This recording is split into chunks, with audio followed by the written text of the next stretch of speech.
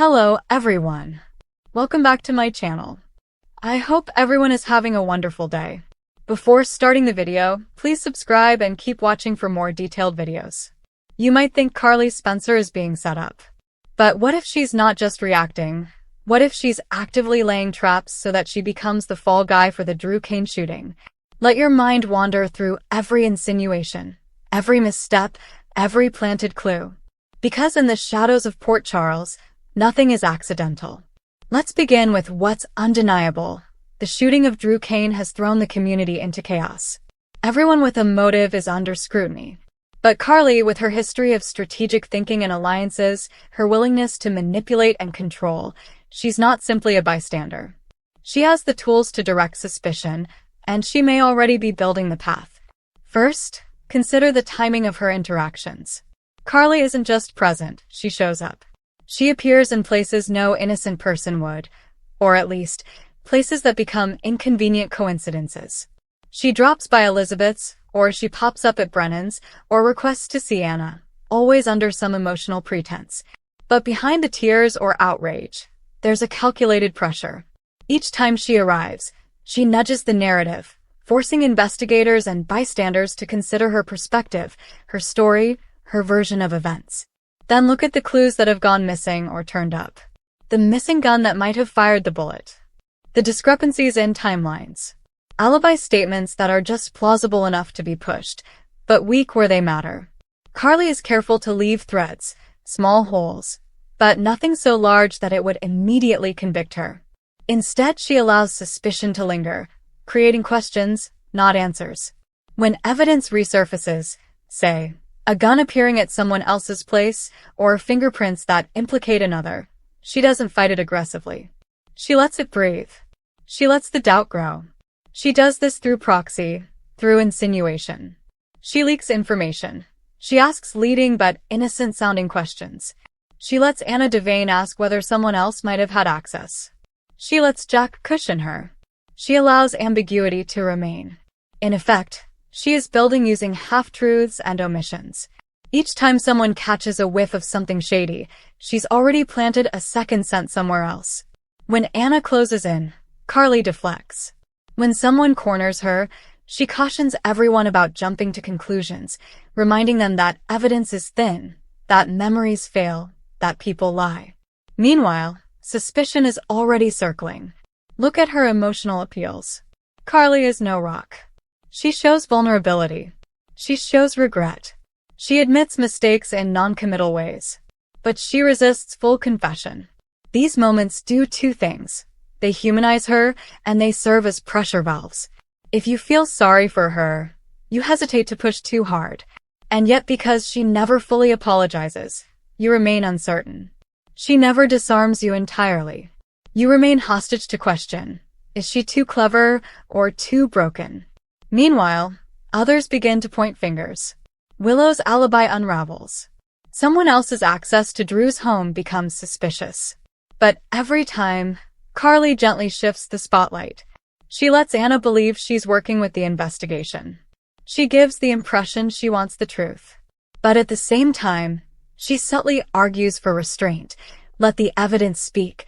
Don't rush to judgment. That is the heart of her strategy. Delay, dilute, distort. She also leans on relationships. Who believes Carly? Jack, Jocelyn, Jason. She uses them as buffers. When Anna presses, Carly evokes her connections, her sacrifices, the trust she's earned, or claims to have earned. She leverages them so that when suspicion falls, there's hesitation. Surely she couldn't do that, right? But the longer the hesitation, the more the doubt festers. In that space, evidence, rumor, anxiety, they all infect the perception. She also may signal to certain parties, knowingly or unintentionally, where to look or where to discount something. Maybe she mentions loud enough that someone else had motive. Maybe she remembers something, but softly, so others overhear. Maybe she hints that someone else was acting strange. Each time she tosses a breadcrumb, she increases the layers investigators must wade through. She doesn't overdo it, she's surgical. A nudge here, a question there, a pause long enough for someone to misinterpret. Another key, controlling the narrative. She meets with Anna or meets with reporters or lets word reach Sunny's circle, making sure that she's seen as cooperative. Even when questioned, her tone is calm, her voice steady. She presents plausible alternatives. Maybe the gun was moved. Maybe someone else had a key. Maybe someone manipulated the crime scene. Each possibility weakens the chain that might tie back to her. And because each alternative is not so absurd, Anna or others can't outright reject them. They stay in play. As days pass, other suspects die or vanish. Their alibis weaken. Their motives reveal themselves. But Carly keeps returning to center stage, not by force but by implication. She's always in hearing range. She's always emotionally invested. She speaks of Drew, of Willow, of her own grief, of her fear. But she never fully concedes.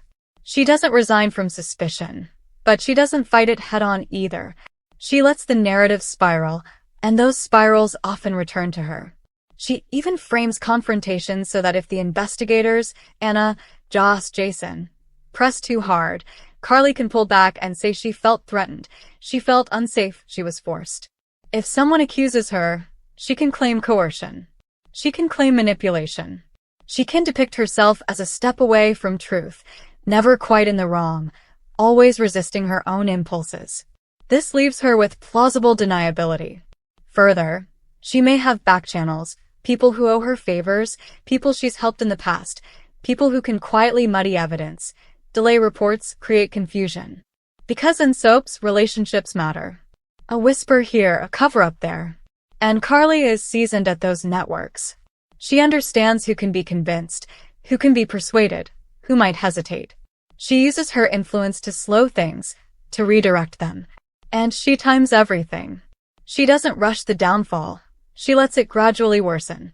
She lets others slip, make bigger mistakes. When Anna's tension peaks, that's when Carly makes a move, reveals a new piece of apparent evidence, or reaffirms her innocence in a dramatic plea, or obtains a delayed lab report that points somewhere else. She releases new information just as suspicion is about to cross over. She saves herself, just barely, but not so clearly that the incoming suspicion falls on someone else immediately.